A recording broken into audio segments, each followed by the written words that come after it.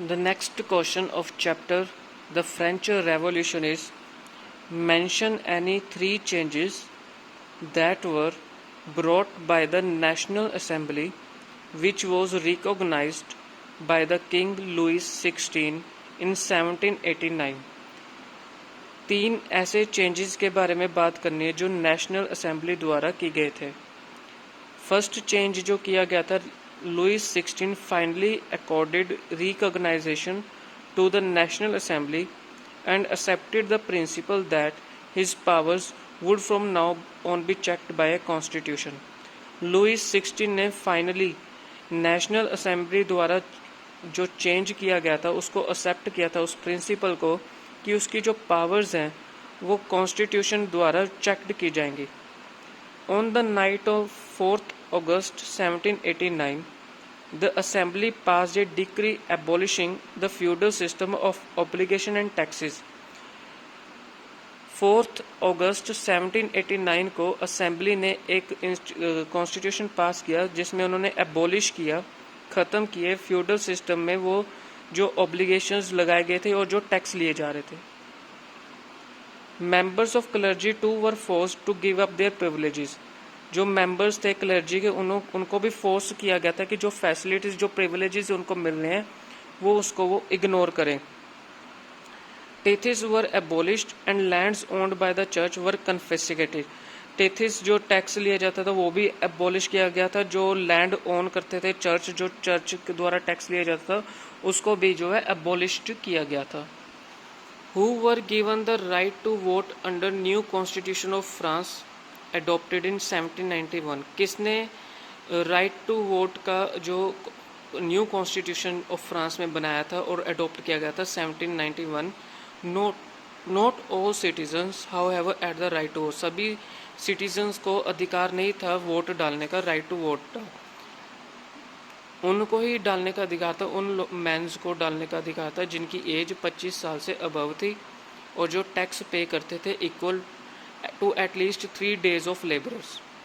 Wage were given the status of active citizens.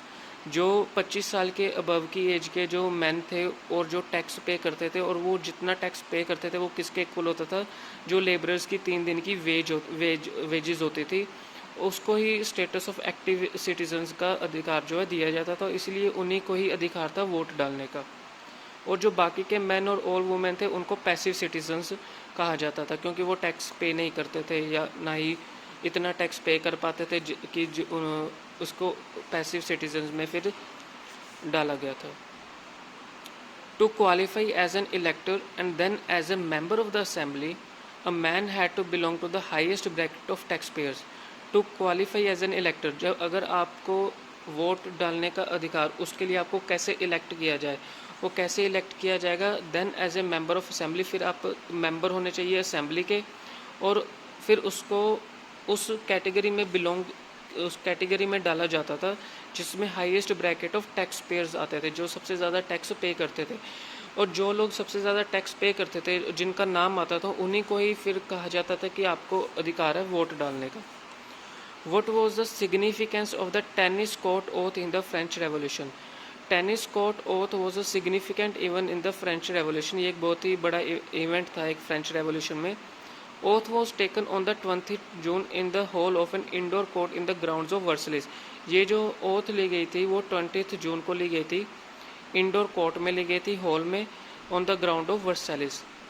Members declared themselves as the national assembly. वहाँ पे लोगों ने खुद को डिक्लेयर किया कि वो नेशनल असेंबली के मेंबर हैं। And swore not to disperse till they had drafted a constitution of France. And swore not to disperse till they had drafted a constitution in France. They would limit the powers of monarchs. कहते वो तब तक वहाँ से नहीं जाएंगे या तब तक वो कसम खाते हैं कि जब तक कॉन्स्टिट्यूशन बन के पूरी तरह से ड्राफ्ट उसका तैयार नहीं हो जाता तब तक जो मोनार्च की जो पावर्स है वो लिमिट में रहेंगी।